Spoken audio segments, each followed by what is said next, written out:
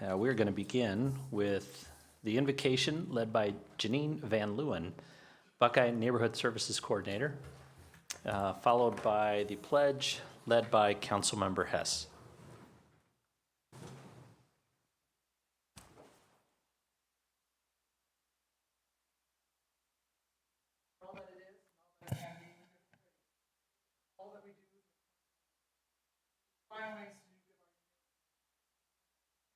City in great ways.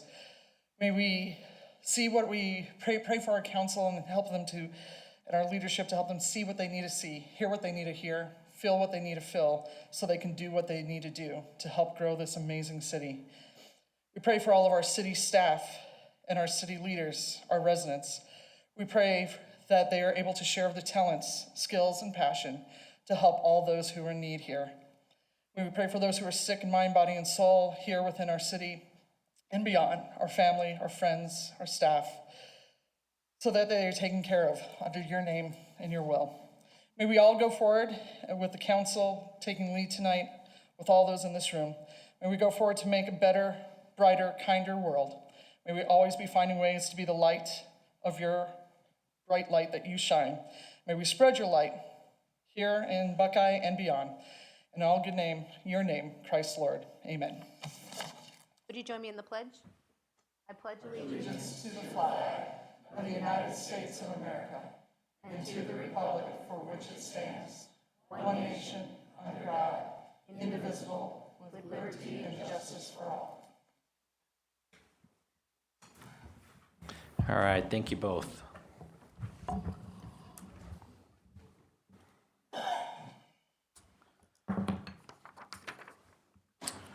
Okay, next, can we have the roll call, please? Councilmember Yonker. Here. Councilmember Hegestad. Here. Councilmember Hess. Present. Councilmember Guy. Here. Councilmember Hustis. Here. Vice Mayor Goodman. Present. Mayor Orsborn. Present. Thank you very much. Item number 2 is comments from the public. Members of the audience may comment on any non-agenda item of interest. I have 2 public request, comment request cards. The first is Mary McKinney.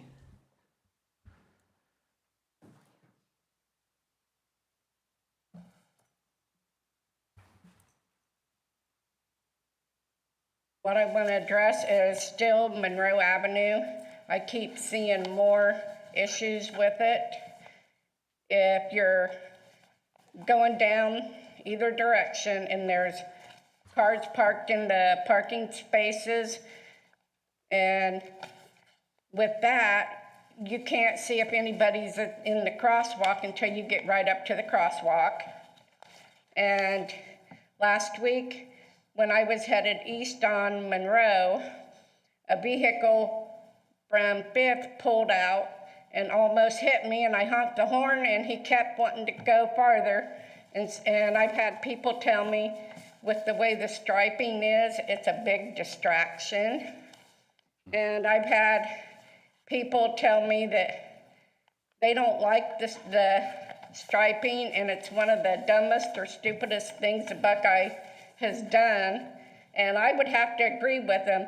And what would come to a close second would be when they put the Benson Rainey House over here in this area, which was a big waste of taxpayer dollars. And I was talking to a Phoenix police officer that lives here in Buckeye. I asked him what he thought about it, and he said he has never seen anything like this in Buckeye, or in Phoenix, what Buckeye has done. And he said it was accident waiting to happen. And then someone mentioned to me, with the way that is now out there, it doesn't take into consideration somebody who's handicapped, because it would take too long for them to get out with the traffic going down through there. And then can there be an independent traffic engineering thing done on Monroe to see if it's safe? And I really don't think it's safe. Thank you. Thank you, Mary. The second request card I have is Deanna Moreno.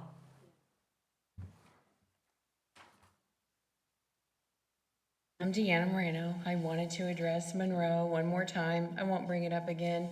What bothers me is I really couldn't remember ever being notified of the changes that were coming up. And I did talk to the communications director recently and found out that I wasn't given any information because I'm west of Miller Road, and they only sent out notices to Miller Road. And that means everybody in Parkside that's in District 2 didn't get any information beforehand. My issue is, I know that all of you approved of the changes to Monroe unanimously, but with the exception of one person, everybody I talk to hates the changes that are happening on Monroe. And it's a huge waste of money. I'm concerned that this panel doesn't care what the residents want, and they're spending money how they want and not how the residents want. And now we have bond issues coming up. And if I think that my city elected officials aren't going to spend the money the way I want, that makes me want to say no to every bond. So I'm not going to bring up Monroe again. I think it's terrible, and it's just paint. We can put it back the way it was, and I think that's what the majority wants. And my question is there any way, since we have all this communication we're trying to improve, to ask the people who live here, how do you like the changes on Monroe? Do you want to continue with it? Would you like to go back the way it was? We can put that out there, because everybody I talk to doesn't like it at all. So I won't bring it up again. I'm not happy about it, and it makes me want to say no when the elected officials want bond money. I'm like, I don't like how you're spending the money we already have. I don't. So it's a huge waste of money. It might please a couple of people, but it doesn't please the majority of residents in Buckeye. So that's all I wanted to say. Thank you. Thank you, Ms. Moreno. Okay, I only had 2 speaker request cards. Do we have any others I've missed? No additional. Okay, thank you. All right, item number 3 is awards, presentations, and proclamations. We have none for tonight. Item number 4 is consent agenda items and new business. Before we get a motion on that, I'd like to, declare conflict on 4I and 4J, and I won't be voting on those if we vote on all of these as a group. Recuse myself on those 2 items. And also would like to, I know we're not polling, but just bring up a couple questions for the benefit of the public on, now I've lost track of the 2, 4D and E. And if we could have somebody answer, Robin is coming up. Council, any others that you want to ask questions on? I'm not seeing any others, okay. So I didn't want this to just go through as a consent agenda and not have at least a little bit of discussion surrounding what we're looking to do with these 2 items. Robin, can you explain a little bit on 4D and also 4E? And actually 4F and 4G. Certainly. And what we're attempting to accomplish with these 4 items. Okay, be glad to do that. Can you all hear me fine? Yes, yeah, Okay, thank you. Thank you. Well, the federal government came out with a infrastructure law bill a couple of years ago, and we've been trying to take advantage of that by submitting applications mostly for transportation infrastructure within the city. The first 2 items, 4D and 4E, are part of that process, and it's under separate offering, which is called railroad crossing eliminations, which is kind of a misnomer. They're not really trying to eliminate railroad crossings. What they're trying to do is separate traffic from the railroad crossing. So these 2 applications apply for the planning and design only for projects that would design bridges over these 2 railroad crossings. One's on Miller Road and the other one's on Baseline Road. So therefore, if it was approved, then we'd be able to do a plan and design for bridges over those 2 railroad crossings in order to separate vehicular and non-vehicular traffic from the railroads, and therefore we won't have any issues with respect to either accidents, injuries, fatalities, or traffic backups and whatnot. Great. Okay? The other two, 4F and 4G, have to do with not only planning and designing of the projects, but also including the construction of those projects. One is at Rooks Road, and it would complete the project of building a bridge over the canal that basically is a barrier to traffic from north of the canal down to south, down to MC 85. And it also connects that road above to the new facilities that are going in there for core power up to that next street, okay? So we're just bridging the irrigation canal there. Over in Watson Road, the plan is from Southern to complete the road from Southern all the way down to MC 85, inclusive of an above grade crossing over the irrigation canal and the railroad tracks. Okay. I know we've had grant submissions previous to this. Can you speak just a little bit to that? I think you were here when we were doing So on those. the first two, back to the railroad crossing specific grants, this is our first time applying for those. This is the first time it's been available. So this is our first grant opportunity. And our game plan there is if we can get awarded the planning and designing, then we hopefully will have a leg up on getting into the actual construction grant funding for those two projects, similar to the grant award for $750,000 that we got for the entire city of Buckeye's transportation planning. With respect to the other two projects, we've applied for both of those, the Rooks Road crossover and the Watson Bridge over. We applied in 2022 under this same exact grant offering called Reconnecting Communities. We also applied for, and we were not selected for that one for various reasons. We also applied under a different grant offering called RAISE, basically Rebuilding America's Infrastructure. And that was in 2023, and we were not awarded that. But we did go through debriefings to find out why we weren't winning these awards, and so hopefully we've used that information to craft a new and better award under this new offering to try to get those fundings. Okay. Thank you for that, and thank you for continuing to seek these out and submit on these. There's probably just a little bit of competition involved in this, I would assume. Well, typically only about 10% of the people that apply for these are awarded the grants. So it's very, very competitive. So if we do get one, we're like 1 out of 100 that basically, or 1 out of, is that 10%? No, 10 out of 100 that got the award. So it's pretty competitive. So it'd be a big deal, I think, if we were to win one of these grants. The other thing is that our demographics are way different than the rest of the United States and that have been awarding. And most of these awards have been going to larger cities with very compact neighborhoods, very compact transportation systems, and is very designed for walkability as opposed to vehicular type of traffic. So that's a little bit different from what our needs are because we have a lot more vehicular traffic. Well, we've tried to craft the application to show how it also benefits our neighborhoods, especially the downtown area, which is historically designated as a disadvantaged neighborhood, and how we can turn some of those projects into walkability for those people who are not able to use either public transportation or their own vehicles. Okay. All right. That answers my questions. Any other questions from council? I just want to make sure that we didn't just let this slide through on consent and not have some discussion about it so that the public understands we really are working to somehow get funding for these projects that are out there. Yeah, this is Patrick. I've got a couple. Go ahead, Patrick.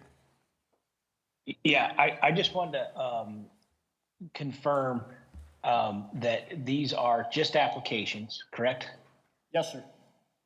And if for some reason we are lucky enough to get one of them, we still then have to figure out how we're going to come up with the matching funding and approve or disapprove at that time, correct? We're not voting on these and spending, $50 million today, right? You are correct. We are only voting on the applications. We're not committing the city to actually do the projects. Once we are approved for the project, then we'll come back to council to discuss the approval and the going forward of that particular project. Perfect. That's what I need to know. Thank you. Okay, thank you, Patrick. And I'm not seeing any others, so council, and I am, hang on just one second. Okay, we do have 4. The suggested action, approved consent agenda items 4A through 4H and 4K through 4N is on here. We're taking the entire thing, except in my case, I'm not voting on the 2, 4I and 4J. As they show on the, on this, we're approving, the rest of council is approving everything at the same time, assuming that we get an emotion and a second on that. I separated, now there's a second consent agenda item that just has I and J, so that it can show through the Vote Links program that you've recused, and the remaining members of council can just do a second motion. Unless Okay. you want me to change it back. That way everyone can use the Vote Links program, otherwise we can't reflect your vote if you recuse on the balance of the consent agenda in this program. Okay, that's fine, just so we can capture it. We'll make it more confusing to capture that. That's good. Good. Okay, we have a Councilman Hustis, you want to verbalize your motion? Yes, Mr. Mayor, I'd like to make a motion that we approve consent agenda items 4A through 4N with yourself, taking yourself away from voting for 4I and 4J. Make a second. So, before we do that, we're Mr. Mayor, two separate motions, and you're gonna tune us up here. yes, sir, Okay. Mr. Mayor. So what the clerk's office has suggested is we treat the consent agenda with 2 separate motions. So the first motion would be, if I understand Councilmember Hustis's intent, would be to approve the consent agenda items 4A through 4H And and 4K through 4N. Correct. And then a second motion to approve consent agenda items 4I and 4J with the mayor abstaining due to a conflict. Correct. we have it through 4N as in Nora. That's correct. Councilmember Hustis, we need to exclude items 4I and 4J from your motion. Correct, I did. Okay. Yes, I did in my motion. I made the motion to have 4A as in Adam through 4N as in Nora, but with the mayor abstaining from the 4I and 4J. Not quite. So what we'll have to do is, let's make a motion. We have it up on the board. That's the motion. Yeah, I there on see the There you board. go. Yeah. Okay, all right. Make the motion to approve consent agenda items 4A through 4H as in Henry and 4K through 4N as in Nora. My second remains. All right, so we have that motion made by Councilman Hustis, the second by Councilmember Hess. If you would all vote on your magic voting machines. And Yonker and Hagestad will be verbal. All in favor, say aye. Aye. Aye. Aye. Okay. Okay, fantastic. And then the next motion, Yes, the next motion would be that we approve, Nope, not I'm that. sorry, there. not that one, Councilmember Hustis. Now, we're just talking about 4I and 4J on the consent agenda. okay, 4I and 4J. Yes, sir. Second. So, Yeah.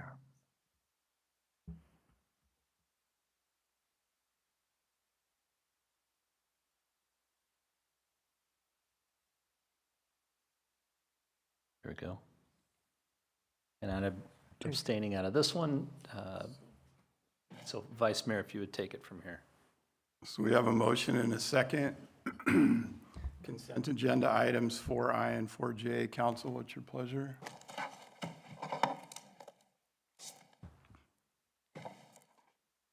Hagestad's an aye. Hackestead's an aye. Yonker, an aye. And motion carries.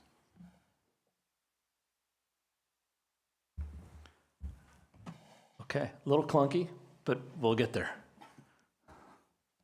Thank you. All right, next on the agenda is item 5A, and this is council will hold a public hearing only to review and discuss the proposed land use assumptions and infrastructure improvement plans, referencing draft land use assumptions and infrastructure improvements provided by Tischler and Bice. And Mr. William Copy, you are going to present. Good evening, Mayor, Vice Mayor, council members. Like I said, tonight's public hearing has received comments on the proposed land use assumptions and infrastructure improvement plan. This is the first step of a long process to the adoption of our impact fees.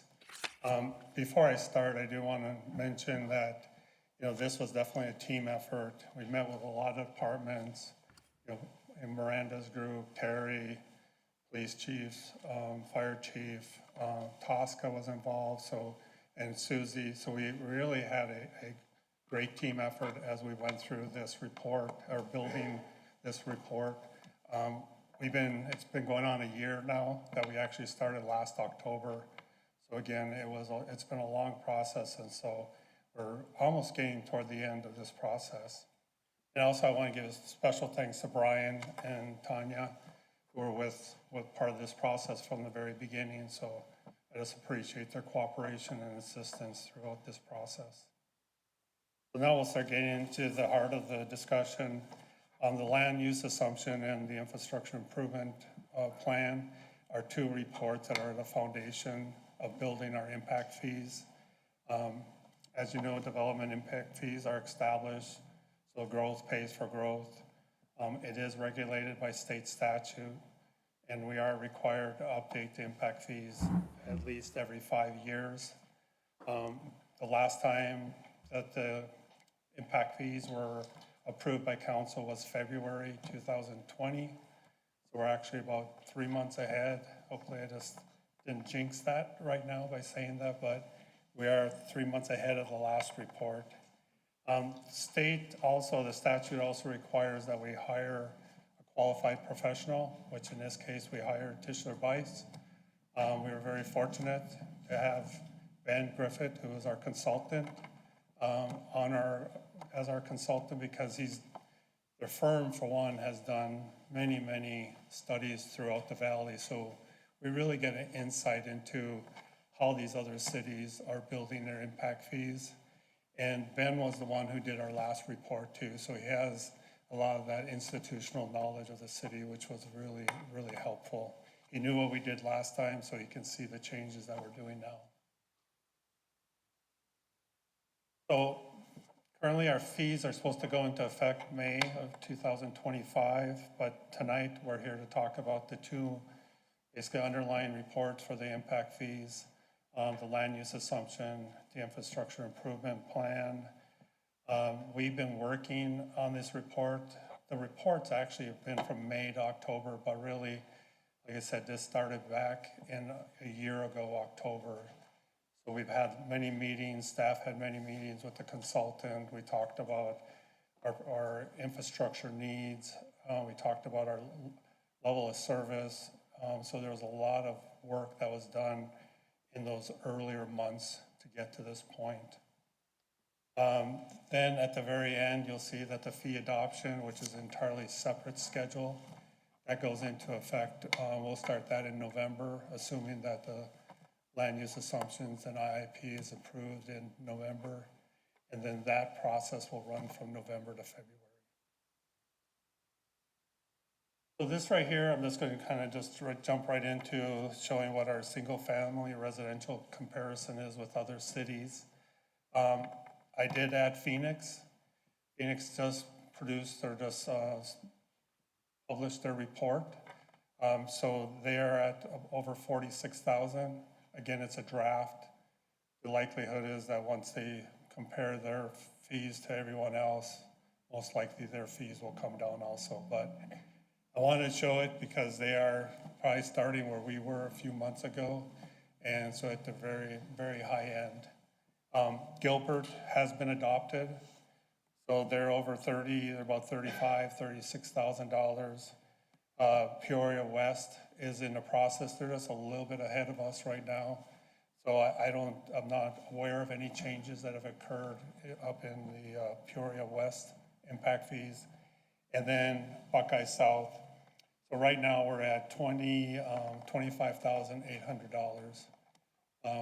We started at 35,000, so we've made some adjustments throughout this time to bring our fee down to what we think is a very reasonable fee.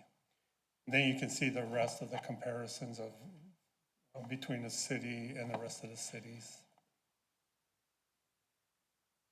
The land use assumption provides a 10-year growth forecast. And basically you can just see some of the sources of data that where we got the information from. Most of it came from MAG, but as a result of one of our, I think our very first stakeholder meeting, we were talking about our projections for multifamily, non-residential, and actually from the stakeholder group, they made comments that they were thinking our numbers looked too low.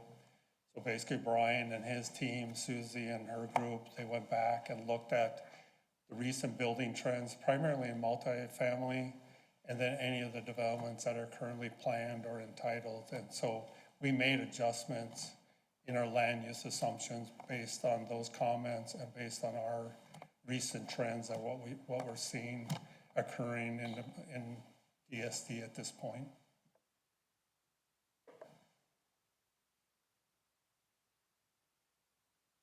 Forgot one. So as we go through the next couple of slides, we're going to talk about the service areas. The one on the right is a citywide service area. So basically that's for police, fire, and the library. So that means no matter where a permit is pulled, the same fee will be paid for those three impact fee categories. The only point or reference I want to make is for the fire, if there's any type of development agreement in place, especially in the northern region, that would take place instead of collecting impact fees. So for Festival already has one, Tartesso, so all of those would be kind of excluded, even though they may look like they're included. They are not. On here now is the map. So on the left is the parks and recreation. It is broken into a north and south region. So we have a regional park amenities and a community center. Those are still considered citywide. However, we did break the north for amenities. So community park amenities in the north, community park amenities in the south. Those have different fee calculations. So depending on where you live will be dependent on which fee you'll be charged. Even though the library fee is a citywide fee, we are going to collect them based on whatever is collected in the north will stay up in the north. Anything in the south will stay in the south. But the fee itself is a citywide fee. Same fee charged no matter where you pull a permit at. Streets is some of the changes we made since last time. We do have 3 service areas. We have a new area section or service area called the arterials, which is going to be east of SR 85 and south of I-10. Kind of that green checkered area. That is a new fee that we added this year. The light blue is basically the right-of-way acquisition. That is a carryover from the previous report. And then the new area that we added is way north. Basically, the further you get away from I-10, basically we're going to charge you less for the right-of-way fee. So that's new this year as well as the arterial is new. So here is the water and wastewater. You can see we just have a central area for water plus Tartesso. Tartesso in both water and wastewater are cost recovery. So right now they put in the infrastructure. Once that infrastructure is paid off, those fees will go away. So they're just strictly reimbursement basis only. You see Central for water. Wastewater has two areas, Sundance and then Central. The Sundance map, it appears might be a little bit off, so when you see the final report, you might see a slight modification in the Sundance map region. So part of the land use is forecasting population. So right now, we're looking at 119,000 is what we're starting at in 2024. And we're projecting about 85,600 residents over that 10-year period to bring it up to 2034 at the end projected. The other component of our report is employment, citywide employment. So we're starting at 18,246. We're going to see an increase of right around just less than 24,000 jobs.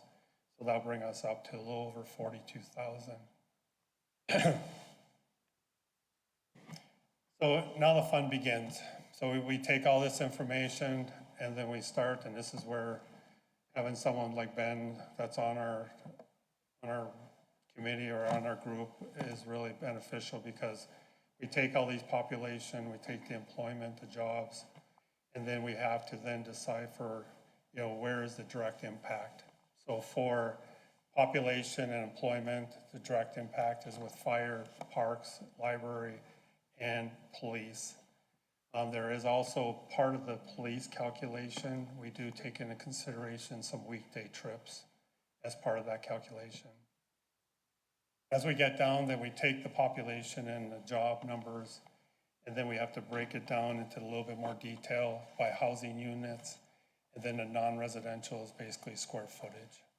So we take that information for streets, we go ahead and we calculate the vehicle miles traveled, then we come up with a fee. For water and wastewater, we're looking at gallons per day. So based on those assumptions, we can now forecast our future infrastructure improvement plan. And then how we allocate those costs are based by these various units that we have. So for the housing units, it's primarily single family, multifamily. For non-residential, that's basically for non-utilities. And then for utilities, it's meter size and usage in gallons. So now I'll go over some of the changes from our 2020 report. In the fire, we did add an additional fire service area. This is basically up in the far north. North Star Ranch is that area. We did add a fire facilities component. And then in the park and recreation area, in the citywide, we did remove the regional parkland and regional trail. In the north, we removed the community park land and added a community park amenities, which is brand new. And then in the south, we removed the pool fee. On streets, we did add another service area. That's that northern region that we had a reduction in the fees for the right-of-way. And then we added the arterial components. So for water, we charged us up to 1.5 inches. Last report, we went up to 6 inches. So we've eliminated basically a 2-inch to 6-inch from this report. And basically the biggest change, which I'll go over an example right now, is we're charging based anything above 1.5 inches meter, we're actually charging by gallons instead of by the meter size.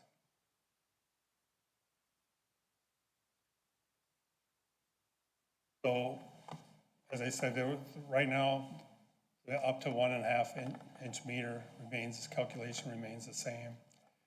Going past or larger than 1.5 inches meter, basically we're going to go by gallons. And as you see some of the examples, the numbers are extremely large. So, and currently that's going to be based on our engineering standard. So everything right now is based on engineering standard. However, project comes in, they submit their own water use report. We will follow that report to calculate their fee. And maybe on some unusual situations, a potential flow for requested meter size can also be an option. But most likely, we think the submitted water use will be the one that will be recommended going forward to keep the impact fees at a more reasonable and more accurate fee.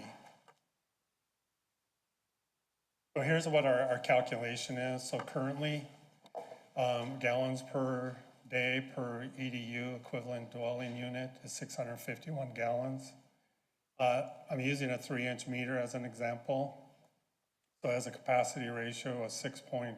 So the calculated daily usage would be 4,166 gallons. So if you're going on a proposed, based on our engineering standards now, the maximum daily usage is 3,616 gallons. Going forward, we also look at lot size. So in this example, I'm using 12.2 acres. So the total daily usage would be 45.3 thousand gallons. Just to give you a comparison between where we are now and what we're proposing. No, in reality, the most likely these two, you won't be at that 45,000 unless they are definitely a high water user. So it should be somewhere in that range of the 4,200 to 45,000 gallons. And I think the main point on this part, I think, is that we're trying to get a more accurate reflection of how much water everyone is actually using, so we can kind of base our demands on when we need to increase or improve our infrastructure as it relates to growth. So here's an example. This is a fee calculation. So in this one, the water fee currently for this project was $77,000. Right now, we're looking at 793,000 would be the worst case scenario in this situation. And again, that's using the engineering standards that's currently in place.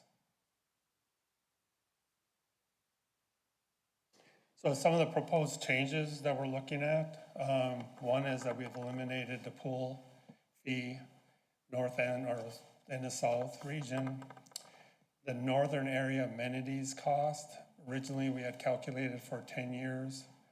So now we've spread that over 15 years. That has brought that cost down. We have not made any adjustments to the southern amenities fee at this point. So that one remains unchanged. Water usage and wastewater is some of the biggest changes have been made. So we've reduced our gallons per day from 113 gallons to 94, 17% reduction. And these gallons just flow into all of our calculations. Wastewater, we're going from 80 gallons to 54 gallons. That's a 32% decrease. So those are significant decreases in our gallons that what we're estimating that residents currently use.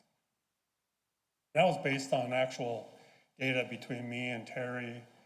I looked at 14 months worth of bills that have been sent out.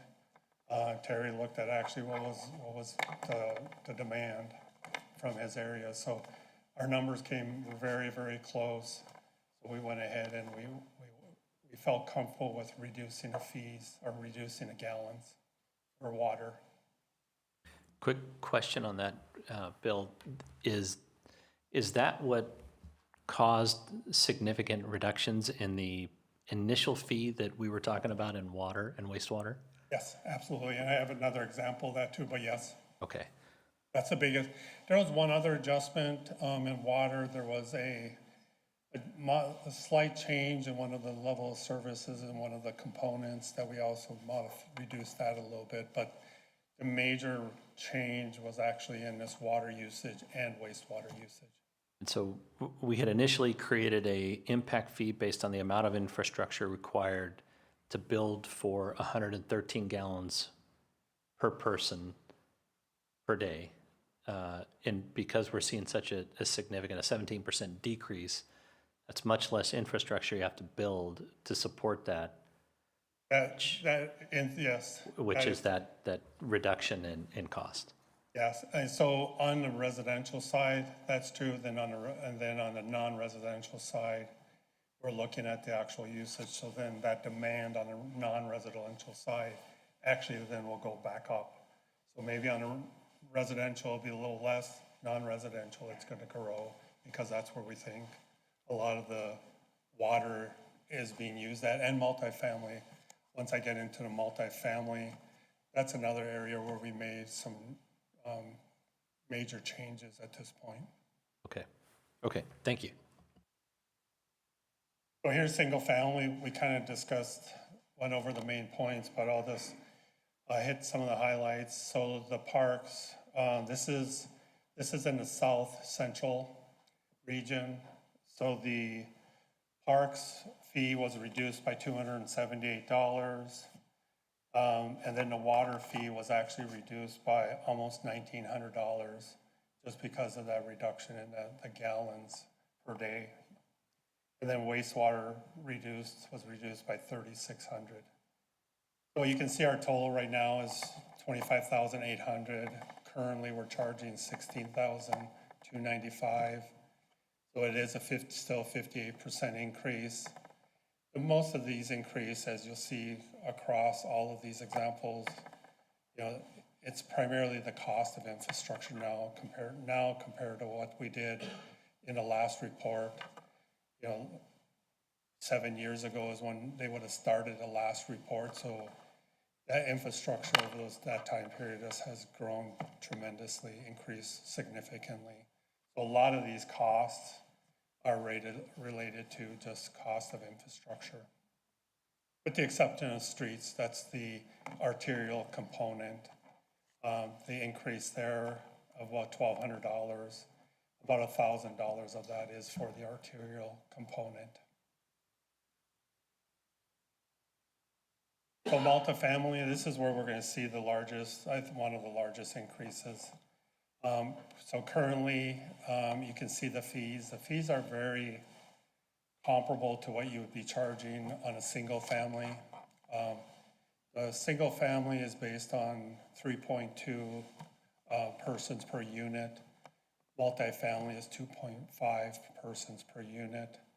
So if you take that percentage difference, you can see the percentages between the two are almost identical. So on non-utilities, you can see it's 98% increase here. On the last one, it's 98.4%. So you can see the change in a non-residential is really equivalent to basically the same as a single family. Where we made a big change, and again, a lot of it is based on to try to get a more accurate demand, how much water we're actually going to use. In a current, we basically went by meter. So if they had 1 or 2 inch master meters, 1 or 2 meters, master meters, that's what the fee would be based on.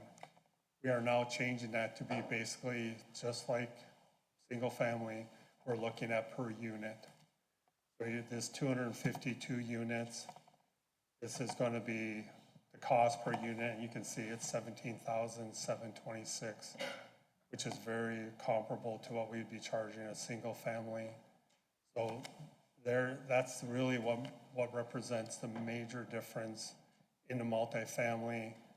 And again, we think that by going by units, we have a much more accurate reflection of what the true water and wastewater usage and flows are.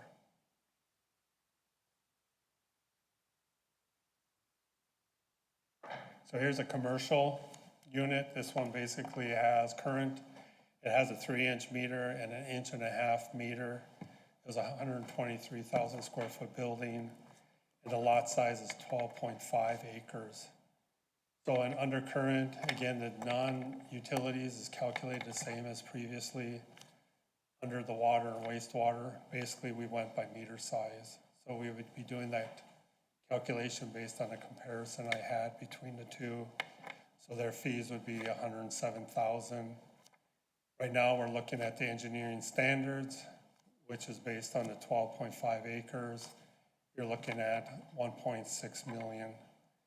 Again, if they come in with their own water report, then the fees would be adjusted to reflect what the demand or what their water usage off that report would reflect.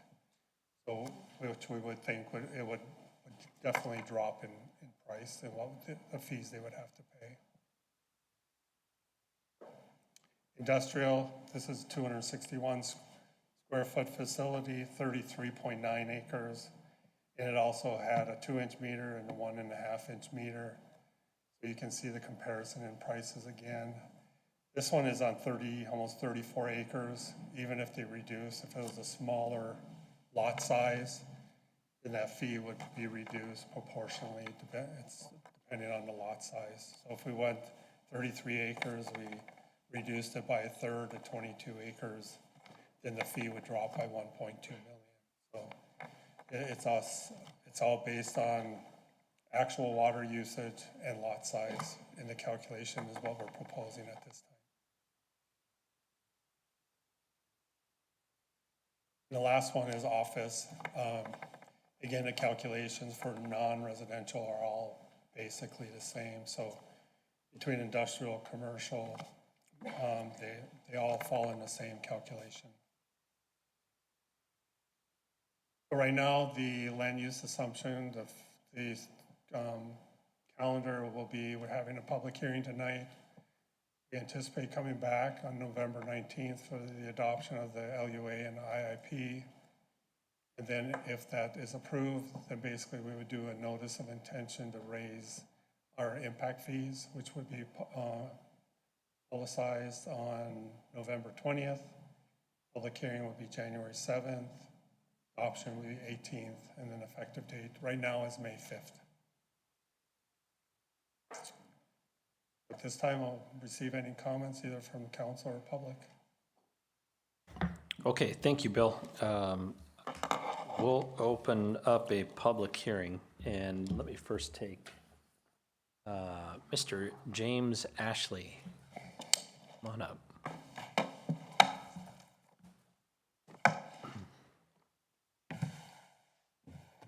Great, thank you very much. Good evening, Mayor Orsborn, members of the council. For the record, my name is James Ashley with the Home Builders Association of Central Arizona. We represent the single-family construction industry, and all the associated trades invest significantly, hundreds of millions of dollars annually here in Buckeye, and our members employ tens of thousands of workers throughout the state. Appreciate this opportunity. I wanted to start by recognizing the process in Buckeye. I want to recognize the transparency with staff of the process, the dialogue, the responsiveness. There was a reference to the ad hoc committee that has been meeting. It actually predates my time at the association. It's been meeting for over a year. And that is a best practice. That is truly a best practice for all municipalities when it comes to public feedback, involvement, and engagement. So I want to thank Brian Craig, Bill Calpe, Terry Lowe, Doug Sandstrom, and Dan Cotterman, and everyone involved in the process. This has been a very open and transparent process. As you've heard, there have been several revisions that have moved things in the right direction.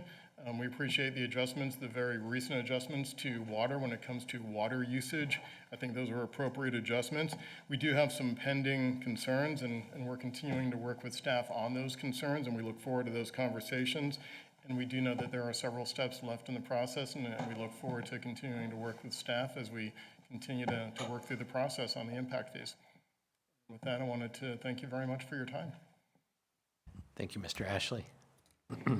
It's not very often that cities have the Home Builders Association of Central Arizona coming up and saying really, really good things about them. So we appreciate you coming up and first being a part of the process and helping us to work through it, but coming and sharing your experience here. Really appreciate it. Great. Look forward to the next agenda item as well. Thank you. Okay, questions from, anybody else wishing to speak from the public? I'm seeing none, so we'll close the public hearing, and anybody from council wishing to speak on this item? I've got a couple questions. Some of the fees are pretty staggering. We've clearly got the input of the home builders, single-family home builders.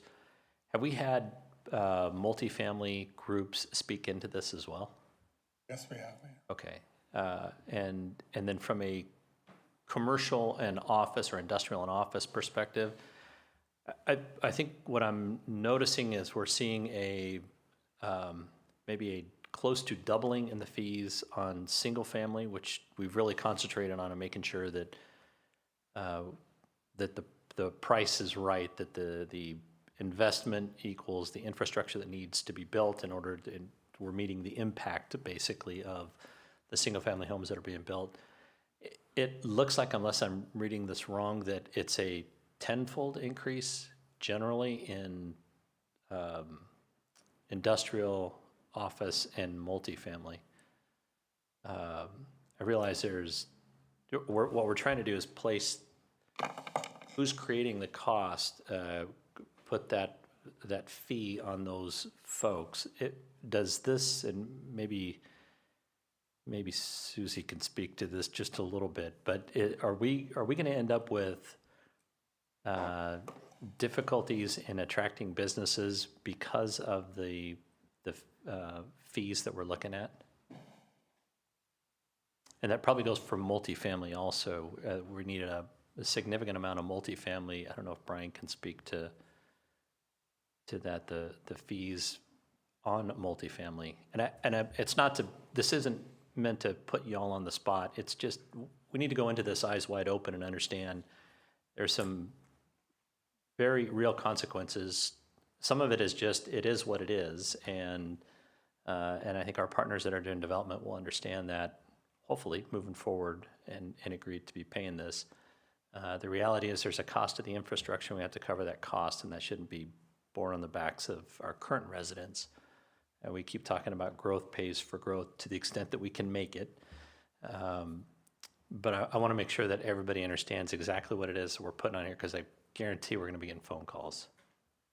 Sure. So on the commercial side, I think that Bill did a good job of talking about the fees that you're seeing here are max day engineering design standards. And so what we would be doing is working with our clients on the commercial side to really understand what is their actual water demand. And so for the estimates that we showed you tonight, we had to use some sort of benchmark without really knowing what is the actual demand that people use. The max day engineering standards really are exactly that, the max day. And so as Bill said, they have the opportunity to come in, submit their own water and sewer reports to show actual usage, which in all likelihood would more than likely bring some of those costs down. So what economic development would do, as we are working with clients, is really work with water in advance to understand what is their demand, what are they doing to do just that, right? There is a balance with impact fees of, we want to be able to grow the community and we want to be able to attract new commercial development, but we can't do that without the actual infrastructure to serve them. So there is a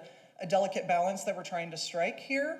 But I think that's the most important thing with what's being presented, and I'm happy to have Terry come up and kind of further describe kind of how those fees were calculated. But I think that's the biggest differential with the staggering numbers that you're seeing. Just understand that that is kind of max day demand, and that, you know, a lot of our clients that we're working with will actually submit water reports to kind of show what their actual impact to the system is, so that we can kind of balance that out. But it really is a matter of, we can't attract new industry to the community without the appropriate infrastructure, but just making sure that that impact cost isn't actually pricing us out of competitiveness.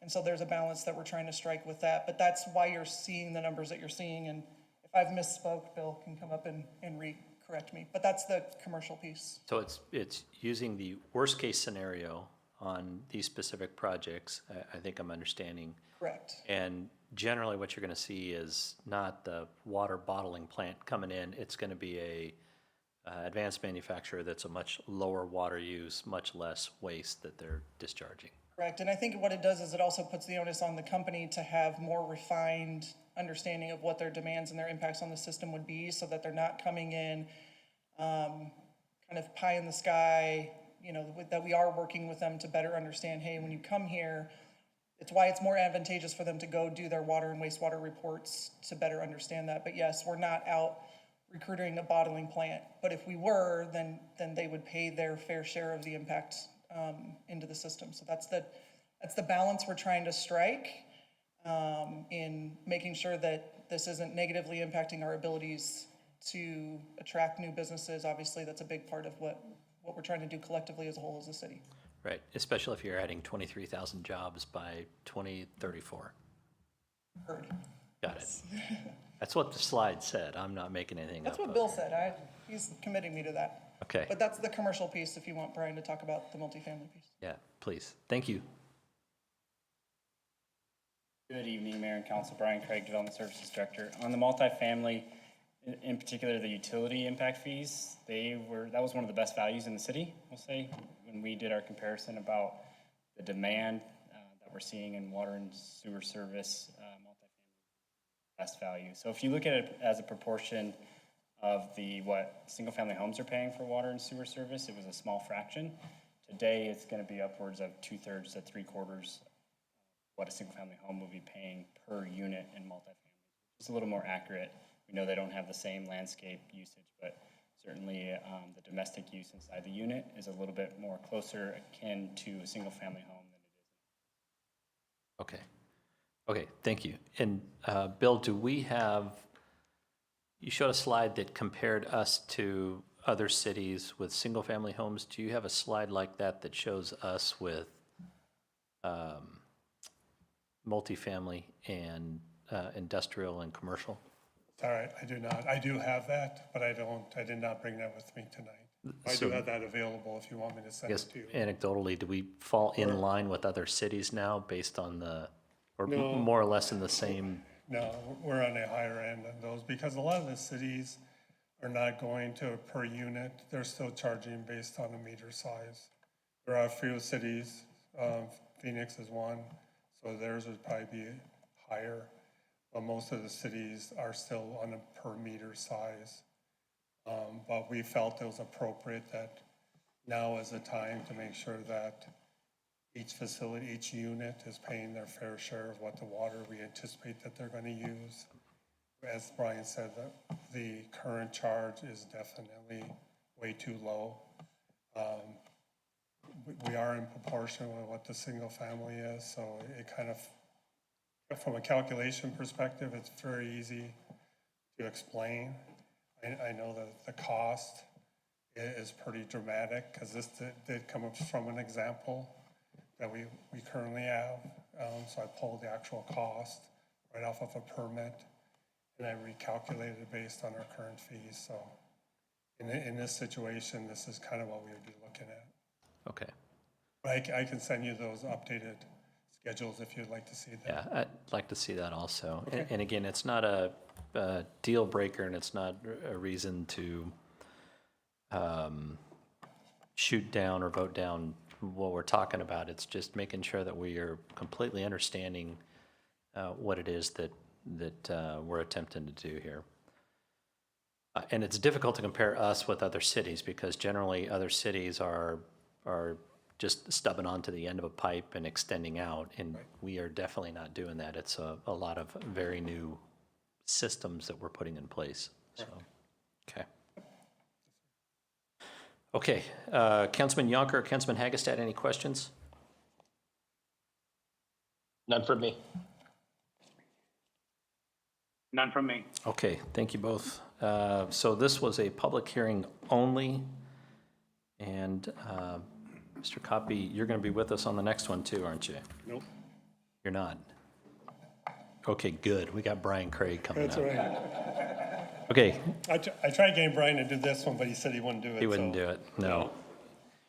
Thank you for all your work on that. There's a lot that goes into that. Tell me again, how long ago you guys started this process? So we started beginning of October in '23. Yeah. So our first actually stakeholder meeting, I think, was the end of October of '23. And so we've had numerous discussions with stakeholders and also the master developers up in north too. We had a lot of meetings with them too. So, but yeah, it's been a long process. Okay, all right. Thank you. Thank you, sir. Up next, council to take action on ordinance number 20-24, declaring as a public record that certain document on file with the city clerk entitled City of Buckeye October 2024 Building and Life Safety Codes Update, adopting the same by reference, amending chapter 15, and I'm not going to go through and read all of this, but we'll have Brian Craig up here to tell us all about it. Mr. Craig. Okay, thank you, Mayor and Council. Good to be with you again this evening. Development Services Director for the city. And as you said, we're going to talk about updating our building and life safety and fire codes tonight.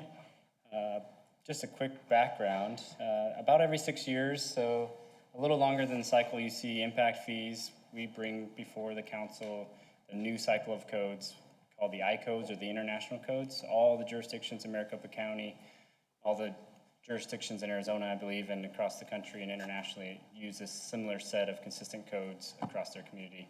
So we'll be moving from the 2018 codes to the 2024 international codes, with the exception of the Energy Conservation Code. And just to give you a brief reason why, there was still some feedback from national lobbying groups about some concerns with some language in the Energy Code. Every other jurisdiction that is also moving their codes forward is waiting on that as well until that's resolved and there's no conflict. And we may be back before you just to bring that code in the next year. So included with this update is also the National Electric Code, which is published by a different firm, by the National Fire Protection Agency. So that's the 2023 cycle on that code. And then, as we did with impact fees, we certainly work with the customers in our community that work in the development industry throughout the process to make sure they were comfortable with what we were doing. And I'm going to share a little bit more about that on this next slide. So similarly, this is a months in the process, months in the making activity. We began last year with an internal review of what the new codes would entail, sent some folks off to some training to get a sense of what are some of the major changes to expect, both from a staff perspective and what our customers may entail or may see in the field. We're also very cognizant that some of these changes equate to costs for our customers, so we're looking at some of those things that may impact the cost of construction. At the fourth quarter last year, we did invite members of our development partnering group, which is a collaboration of builders, developers, engineers, planners, land use attorneys are even invited to that to talk about some of the concerns they may have about going forward. We're one of the, between Buckeye and Chandler, we were some of the early communities that started talking about the code update, engaging the community, asking them to go and talk to their national associations if there's any concerns. We began presenting to the development partnering group the amendments in the proposed timeline earlier this spring. By summer, we had specific meetings with both the Home Builders Association and the Multifamily Association. Typically in the residential market, those are the groups that have the most concerns with code updates. Our commercial customers, as you'll see, or as you may hear, are actually pretty excited about some of the code changes and the reduction of local amendments that we're proposing tonight. And then by July, we had our final version, draft version, posted to our website and shared with the building community. So we will be the first jurisdiction officially to adopt. If council approves tonight, we intend to make that effective this January 1st. And that third column on this graph lets you know that in particular with residential builders, they have standard plans that are submitted to cities where they're building out a section of a neighborhood. We are offering, through request of the Home Building Association and as standard practice, to let them continue building that out for a period of 12 months. So that would expire the standard plans that exist today under the 2018 codes by the end of next year. And I've provided the anticipated adoption dates in the center column and the standard plan expiration intentions of these other communities as well. So shortly after us, Maricopa County, Tempe, Glendale, Gilbert, Chandler, and Phoenix intend to adopt these codes by summer and offer an extension to at least December on their standard plans. Some of these other communities are waiting a little bit longer into 2025 to provide those code updates. I'm not going to, maybe it's a big disappointment to you, but we're not going to go into the lengthy volumes of the codes themselves, but I do want to highlight one in particular item. We in Buckeye for maybe close to a decade or longer, we had a local amendment that was more restrictive than base code, as we call it. The International Fire Code required everything that was non-residential in nature, regardless of use, size, or availability of fire pressure at the hydrant, to be fire sprinkled, all new construction. We are proposing to remove that update, which is a popular removal with our customers, and go back to what we call base code. I've used that term already. But whatever the IFC requires as far as the area and the type of occupancy, whether it's a retail use or a restaurant use, and then availability of fire pressure, fire flow at the street hydrant will dictate now if fire sprinklers are required. And so in case the next logical question you have is, well, what about existing buildings? That's a whole other set of codes that exist to allow some some less restrictive requirements for existing buildings that are looking to update or remodel, so there's a different set of standards for that as well. And then lastly, along with that removal of that local amendment, allows some accessory structures such as storage units and other items that are associated with primary buildings, such as distribution centers, the guard shacks associated with those, to be unsprinkled. One example listed for you, it's come up quite a bit with some of our commercial customers and multifamily projects, is the ability to have an unsprinklered, that's a real word, parking canopy up to 15,000 square feet. You may see some projects in Buckeye where we have canopies that look really broken up. There's a fire separation between them to meet this requirement. So back to base code allows these continuous coverages up to 15,000. One question that may have come up along the way is, why are we first? Is there a disadvantage to being first? And I'll tell you, and you might hear from the Home Building Association tonight, one of the things we did from the outset was to make sure our customers would be comfortable with both the timeline and what we're proposing. We're not receiving any negative feedback on the timeline. In fact, some of our commercial customers are excited about the reduction of the fire sprinkler mandate that we had locally, but also some of the home builders are looking at their next phases of development, and rather than build under two separate codes, they're excited to begin their development with a new set of codes, which will exist in theory for the next 6 years or so until we come back with the next. Again, highlighting for you that we're offering that 12-month grace period on standard plans so builders can finish out their subdivisions, and then the mandatory effective date for all new construction, January of 2026. And then again, code cycles are available from International Code Council every 3 years, but most jurisdictions, including all the ones in Maricopa County, choose to do every other cycle, so we're not changing the rule books on our customers and ourselves every 3 years, so it gives us a more comfortable timeline to get used to the codes for a 6-year period. With that, Mayor and Council, I believe I'm done with my presentation. Happy to take any questions you may have on the code update. Thank you, Brian. Any questions from council? I'm not seeing or hearing any. We do have one comment from the public, Mr. James Ashley. If you're going to come up here and say nice things again, I don't know how I'm going to act. Lightning is going to strike twice. Wow. At the legislature, they keep it really formal. You have to reintroduce yourself and go through it all. I'll keep it really brief. James Ashley with the Home Builders Association.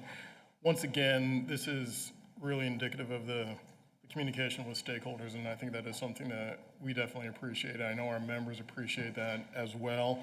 In terms of working, in this case, on the building codes with Brian, Larry, Mike, and Kathy, we brought several amendments to the city's attention, and we really appreciate the deliberation and the thoughtful consideration and the incorporation of several of those amendments. That was very meaningful for our members. And we also appreciate, as was mentioned, the continuing of the traditional 12-month grace period to update existing plans. And why is that so critical in Buckeye? It's the volume of the growth in Buckeye, to have a 12-month period for submitted plans to be updated to the new codes. That's critical. And we also appreciate the accommodation for the build out of smaller developments, allowing those to build out to completion, working with the city, working with staff on the existing codes as well. And we also did submit a letter in support of moving forward with the 2024 codes, and we appreciate the very methodical approach to the energy codes as well. Those were released very late by the International Code Council, so we appreciate that approach by the city on that. And in terms of working with the city on this, we we're very optimistic in terms of any issues that come up from our members to be able to troubleshoot those and to be able to have that successful dialogue with the city. Thank you very much.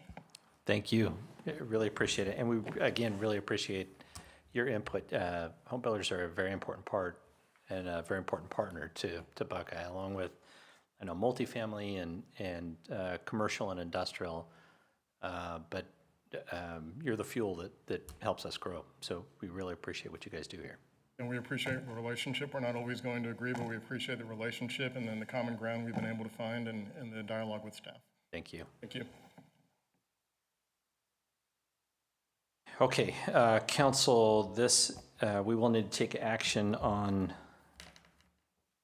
This one, ordinance number 20-24. What is your pleasure? Make a motion to approve.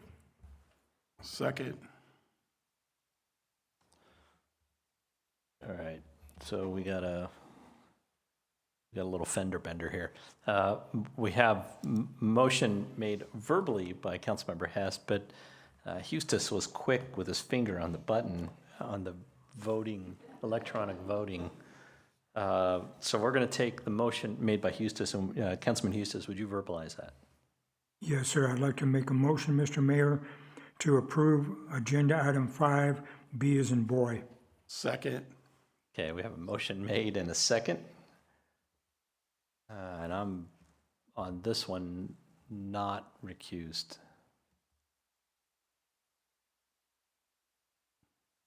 For the record, Okay, so on this item. okay. Am I just staying recused for the rest of the meeting? Is that what's going on here? Not Mayor. I hope not too. Okay, and all in favor say aye, and Councilman Yonker and Hagestad, would you please?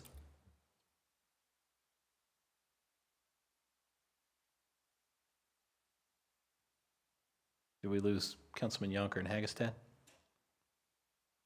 I said aye. Oh, I didn't catch you. Okay.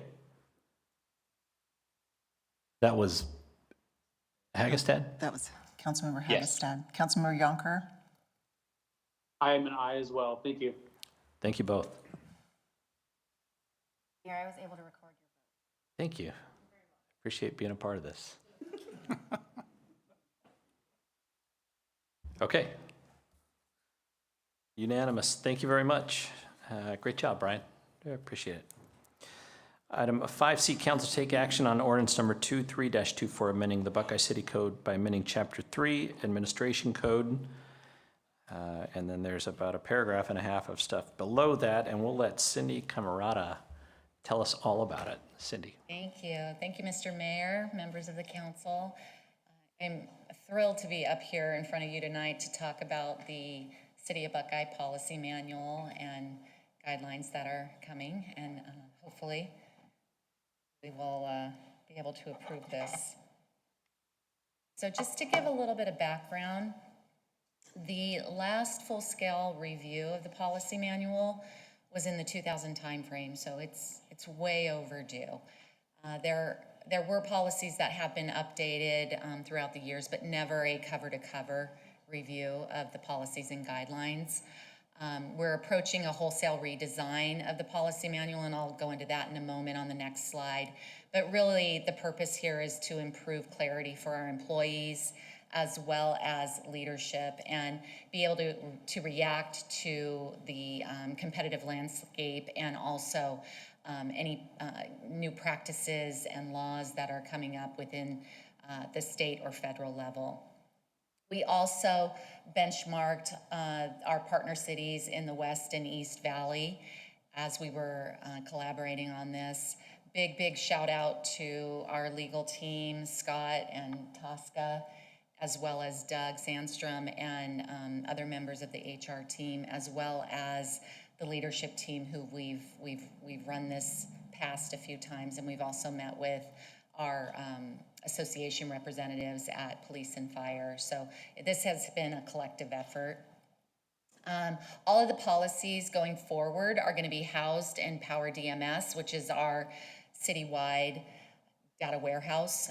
So they will be accessible for all employees. We'll be doing some training with all employees on how to access them, and they'll be in real time. So no more paper copies and binders. So excited about that. So just a little bit about policies versus guidelines. On the left-hand side there, you'll see policy, and these are what we're asking City Council to approve and adopt tonight. These are really the North Star for the city. These are the direction-setting actions that City Council wants the city and city employees to implement. They're very general in nature, and they're philosophical. It's the we believe, really our why as a city. On the right-hand side are the guidelines, and these are really owned at the city management level and are driven by our city manager and cascaded down into the city. And these are much more detail oriented. They're very task and action defining, very specific in nature, and it's more of the how we're going to do things in the city. The policy format is every policy will have a policy number, policy name, an effective date. Just for reference, the effective date that we're proposing is December 1st, 2024 for all policies and guidelines. And every policy has a general provision and a policy description. There are 12 sections to the new policy manual, including a section of definitions. And then I just want to cover a few of the call-outs of things that we're proposing to change. In section 2, we are proposing that we begin to move new hires to at-will status versus classified status. That does not include our sworn personnel. Our sworn personnel will continue to be classified. In section 3, under compensation, we wanted to call out that we will have salary ranges and job classifications, as well as job descriptions for all of our roles within the city. Section 4 is professional and personal conduct, and this is where our federally required laws will sit around discrimination and harassment-free workplaces or work environment. Section 9 is time off and leaves, and we are making some pretty dramatic improvements, I believe, to this policy. I think our employees are going to be very, very happy with it. We're proposing changing the accruals so that we're creating more layers within the schedule so that you can accrue vacation faster. We are also recommending that we recognize PSPRS and ASRS years of service. So any employee coming to the city of Buckeye, and if they have prior work experience in the state of Arizona in ASRS or PSPRS, we're going to be able to look at that years of service and slot them into the correct vacation accrual bucket. Another thing that we're proposing, currently we allow cashing out of vacation and sick time twice a year, usually in the June timeframe and in the January timeframe, December-January timeframe. We're going to remove that restriction and allow employees to opt to cash out any excess vacation or sick time as they feel they need it and as they want. So again, just making it a little more accessible for employees. And we're going to automate it. So again, moving away from paper. And then another thing that we're excited about with time off and leaves is we are introducing paternal leave or parental leave, which is paternity or maternity leave. And we are proposing six paid weeks for new parents, basically. And that's for either the birth, foster, or adoption of kids. And then section 12, we are making some changes to our appeal process. Currently, our final level, I won't bore you with all the details of the appeal process, but currently our final appeal is with an external arbitrator and it's binding arbitration.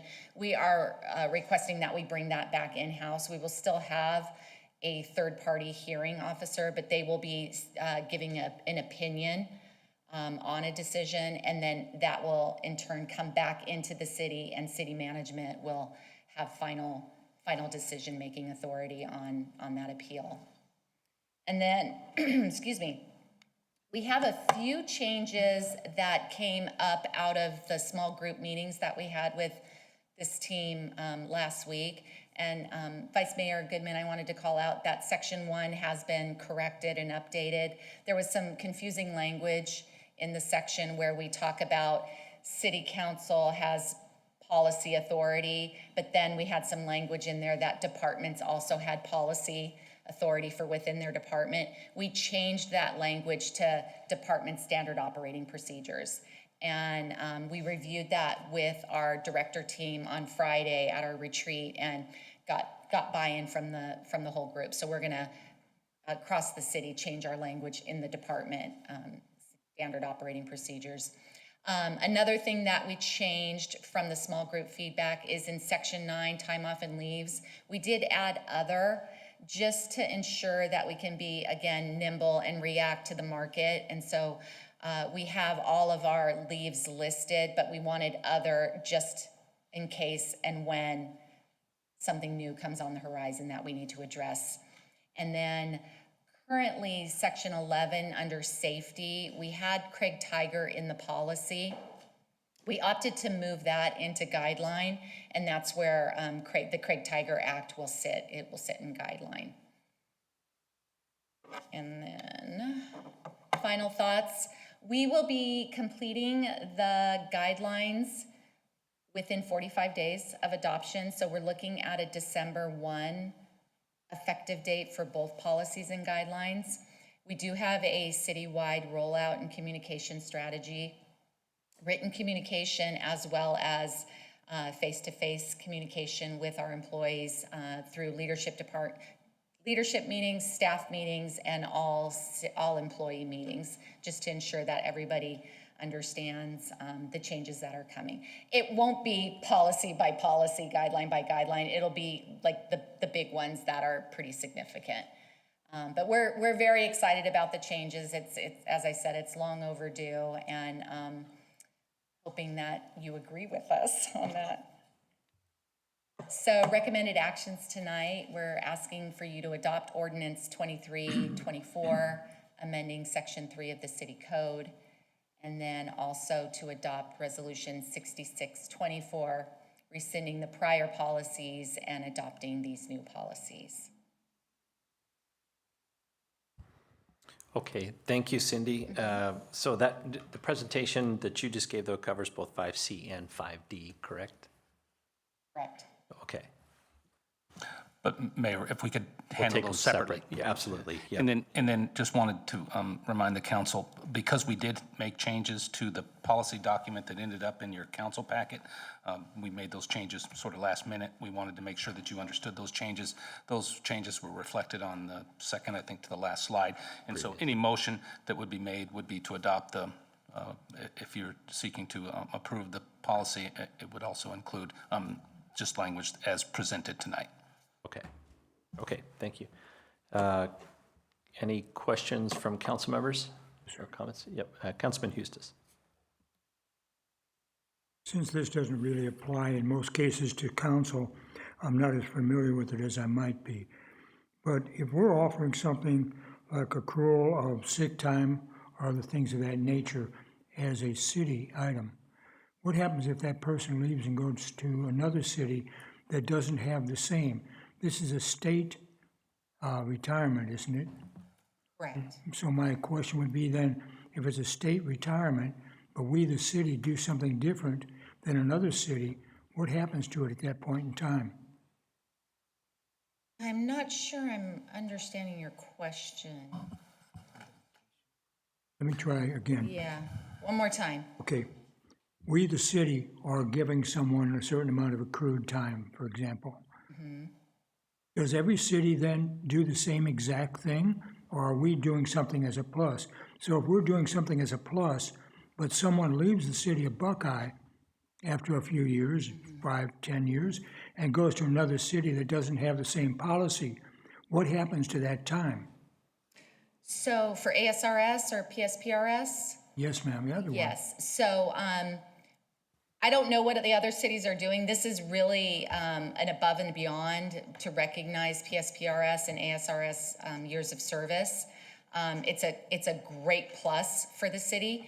If someone leaves the city, they are able to cash out their accrued vacation.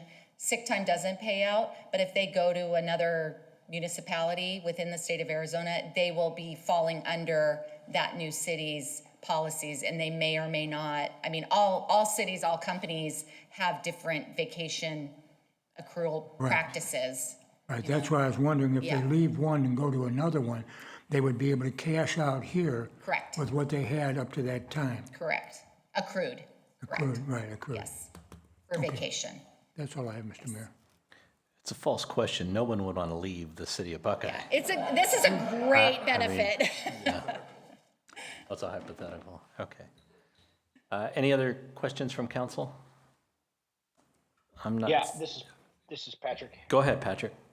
Yeah, I just have a couple of clarifications and confirmations, and I think I mentioned this in the breakout, but I want to make sure that our city, just confirm that our city is still a city that does not discriminate against any person or class of people, correct? Correct. And that we don't have any preferences for any groups or peoples, correct? Correct. And any and all administrative proceedings will be compliant with current case law on due process, correct? Correct. Okay, thank you. That's all I need to know. Thank you, Councilmember. All right, council, item 5C, what's your pleasure? Mr. Mayor, I'd like to make a motion that we approve 5D as presented. Well, 5C, we'll do 5C first. Sorry, 5C, we'll start with that, okay. 5C as presented. Second. Okay, I have a motion and a second for approval on agenda item 5C. Council members, if you would vote. Stands an aye. Thank you, Councilman Hagestad. Yonker, aye. Yonkers and I. Can't vote. Oh, we got a, Councilman Hustis, if you would make your motion again. Okay. Mr. Mayor, I make a motion. I mean, I'm sorry, on your, yeah. Yeah, I did once. And then seconded by Goodman, and then we should be able to vote. Not, there we go. Okay.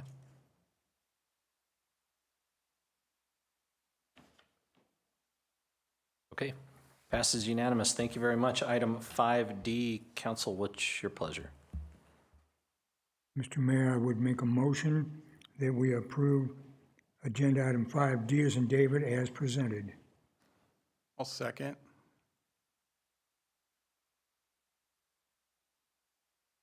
I know, I hit it already. There we go.